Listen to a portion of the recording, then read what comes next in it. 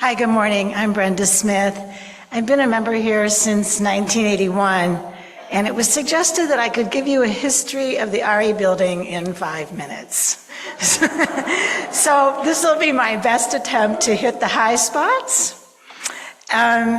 We're getting ready to share our 20th anniversary in about 2 weeks. It will be 20 years since the building was dedicated. So all of the information here comes from congregational documents. Unless I tell you, no, that's my opinion. Okay, so here's the first question for you. Do you know when the possibility of an RE building first started to take shape? Think about what you think that is. When would that have been?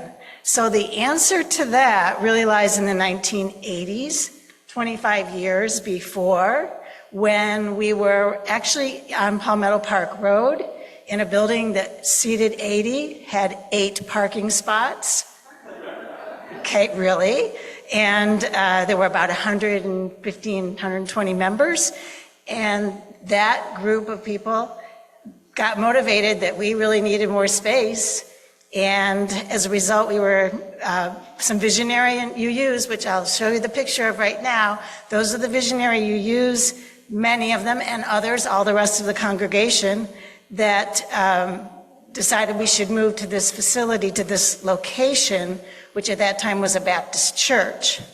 Now, I was thinking, well, that's probably when it started, because they were smart enough to buy a property which did not have this building, this room you're sitting in. We met out there, and it was a former church, so we met out there for about 3 years. But they had the wisdom to buy a property that still had a lot of space, which allowed for the RE building. And the funding to buy this property, $275,000 of it came from the earlier UUs, who I did not have a chance to know and I do not have pictures of, but from the 1960s and 70s that made it possible for them to sell the prior building for $275,000 to be able to buy this one for $410,000 and take on some debt. So we were talking about like the continuity of all this. You're sitting in a building that was actually, in my view, conceived in the 1960s when UUFBR was first formed.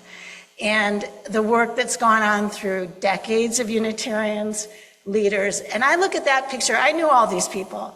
And sadly, they have all passed, but I could tell you amongst them were all the same roles that you have today. There was the one that worked on the building all the time, the one that did the fundraising and could make you feel good about giving a lot of money if you had it. And just all the people, the visionary that plunked down their own funds to secure the property and then brought it back to the congregation and say, hey, guess what? We found a property. Let's go buy it.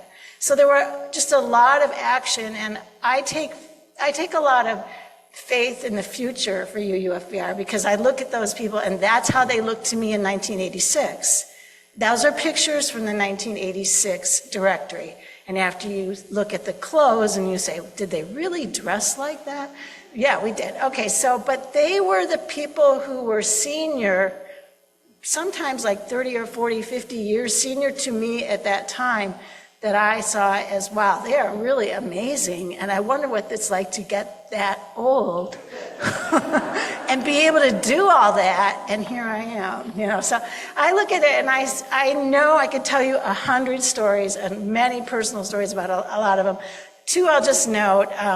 Catherine Olin in the middle down there, her husband was actually part of the original, the 1961 to 1981 group, and Gertrude Cleary, even after she got here and we had this building, was also the originator of one of our endowment funds. So these people continued even after they got to this building to make a lot happen. So fast forward to the next picture. This is kind of a transitional picture. That was the minister that got us to this building, and then on the right you might see some people you do recognize, our former minister, Reverend Herod Raton, and you see Jennifer there, Jennifer Leggetti. I took that picture. It was taken, I was board president then, and we took it because we were celebrating the groundbreaking of the building. The Pathway of Bricks has gifted bricks from many, many members who at that time were contributing to the Capital Fund, and a founder's brick pathway was built. If you have never walked between this facility and the RE building, you want to walk that today. I'll tell you, you'll get as much out of that as you will out of walking the labyrinth. For different reasons, you're going to see some funny bricks, People wrote whatever they wanted. We don't edit here. And they are gifted, and some of the names you will know. But it was the work of, if you can go to the next slide, it was the work of, actually, in that case, the woman in the middle, Alice Gridley. This takes you to the RE building now. So it's, go forward 25 years, or 20 years from 1985 when we moved to this location. Lots of funding done to build this sanctuary. So the room was built. All of this was renovated. And then eventually, by 2000, roughly, we had outgrown the space again. So there were, at that time, guess how many members? About 2,000. How many members were there? 200. About 200 members and about 50 in RE. The choir had 24. It's pretty cool. And we had a space. We had ministerial interns working out of what is now a closet here. So it was cramped. And we were even talking at times about maybe we should go to 2 services because it's so crowded. So that was the genesis. And then 9/11 hit. The congregation got behind it. The congregation formed a 5-point mission statement, formed a building committee and a strategic planning committee, hired a UUA consultant. 9/11 hit, so we put a lot on pause. There was a huge capital campaign to fund the RE building. And I will tell you, this was a unified, congregational, directional goal that was being worked on for about 5 years, really. It took about 5 years to get it all done. Groundbreaking happened, and then the building was eventually dedicated in 2005. So if you go, those are the people who at that time were gifting.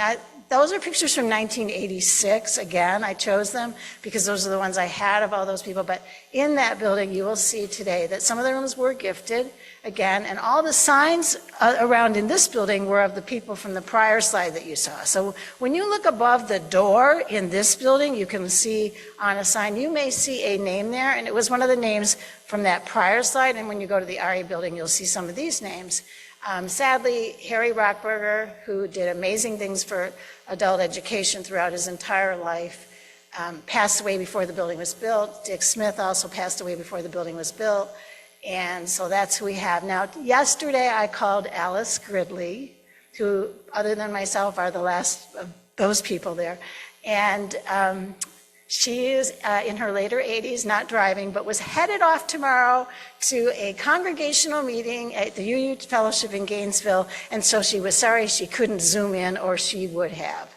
Alice Gridley was a lot of the energy behind the brick pathway. She was a board president at one point, and the Gridleys did a great deal. All the people on there had leadership roles of some form or another. My husband was the head of the endowment committee at the time of his death. Harry and Helen was unnominated. I mean, I could tell you a million stories about the work that got done in order to make that building happen, in addition to all the work that got physically and planning done by the board, the congregation, the building committee, and the people that saw it from beginning to end. So it takes a lot, and we had a lot, and we still have a lot.